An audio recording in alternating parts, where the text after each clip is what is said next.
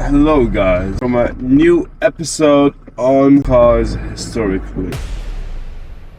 Well, here we got a beautiful Swedish engineering piece. 30-year-old convertible, so the expectations shouldn't be really high. However, this is not just a convertible. I know I sound like a salesperson right now, but you'll understand it even more when I introduce you to this car. Now, it's a Saab 900 classic convertible with the 2.1 liter engine. It's a naturally aspirated engine with 16 valves, so it's quite a nice breathing, high revving engine. It likes to rev, I can tell you that. We had this one in for a couple restorations and things to be done, and needed some love, some TLC.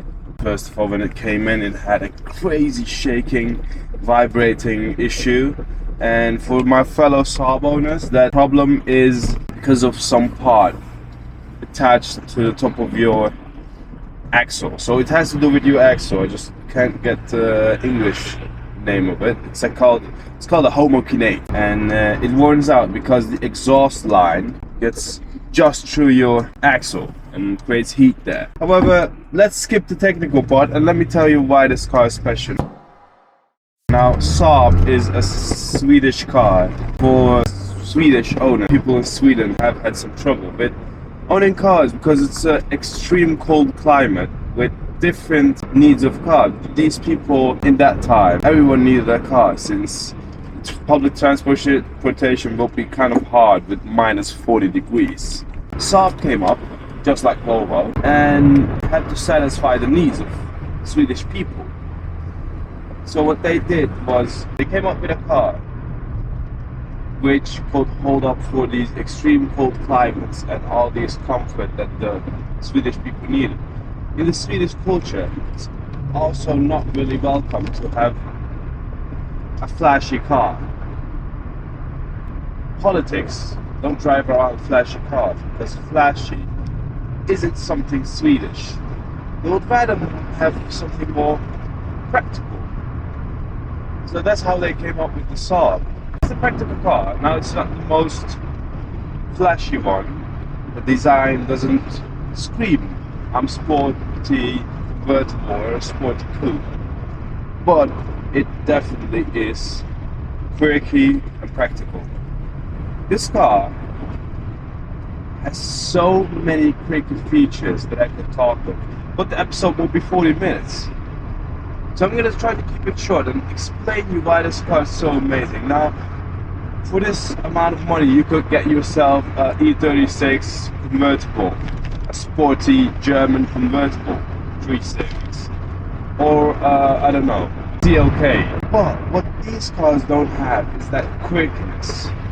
Now, E36 is an amazing German car. However, this is quirky. And that's what the owners would like. If you look at one of the Top Gear episodes, they talk about how Saab owners averagely have the highest IQ when the brand was still around. Jeremy Clarkson there says, the average owner of a Saab is an engineer. So that was true. And that's why engineers, intellectual engineers, really like this stuff. Because let me tell you what, climate control is controlled by air pressure, just like airplanes. A lot of things are inspired by the airplane with this car. Now you see the dash is completely flat, unlike these older 90s crazy low quality dashboards. It's quite nice stuff. I'm sitting in a really nice environment here. Full leather door panels, really nice steering wheel with the perfect size and thickness. Everything is focused on me, as you see. The driving dynamics, I'm not going to even talk about it because this car isn't a car where you should talk about the driving dynamics. It's just a sloppy 90s convertible, and that's what the owners looked for. The engine is placed in length, as you would think it's a rear-wheel drive, but it's a front-wheel drive.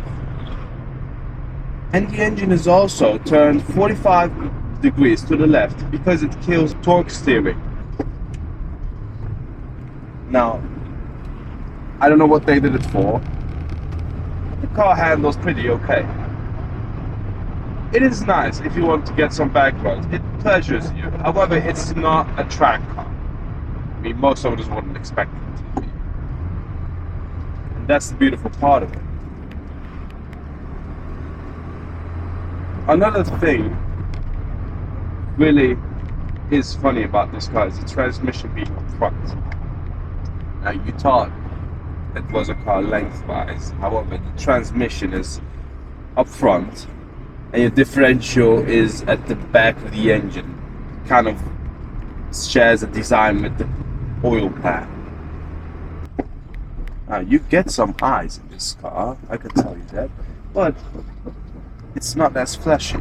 But it's just a car that is not in the traffic anymore. You don't see a Saab every day. Fortunately, every Saab owner just tries to keep it alive, but it's hard. It's like this one. I would say, would I buy one? You have to be really careful and knowing what you're putting yourself into. It is not a car which the parts are just easy to order by just a random website. Or neither do you have Temu solutions for this car, which with the E30 you have. E30, you could get yourself window switches as good as OEM for only $2.50. These window switches, they were broken and I had to repair them because every other solution is either way second hand, which has already been used and is gonna feel the same as this one, and not knowing how long it's gonna last. But also, yeah, just second hand.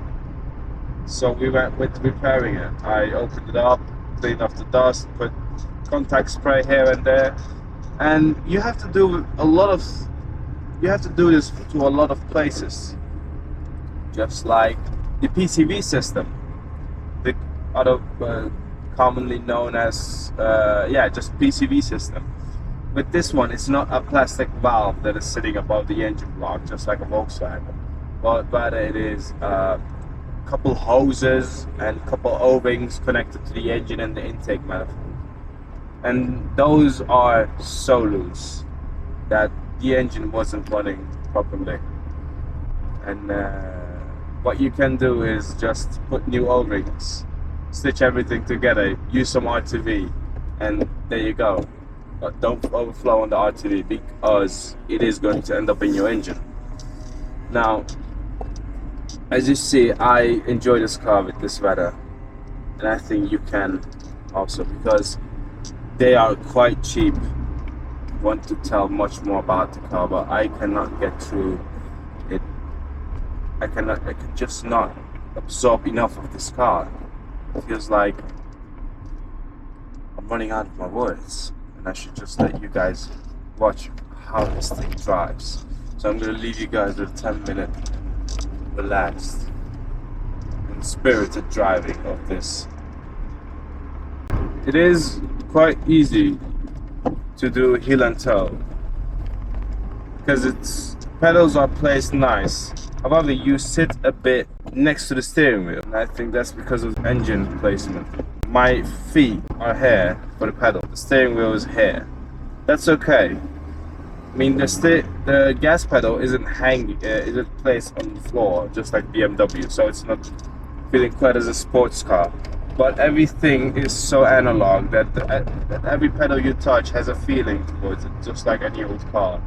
So it is nice. It was quite nice to be able to share this experience of this car with you guys. I hope you guys have a nice day and stay safe, just like a Saab.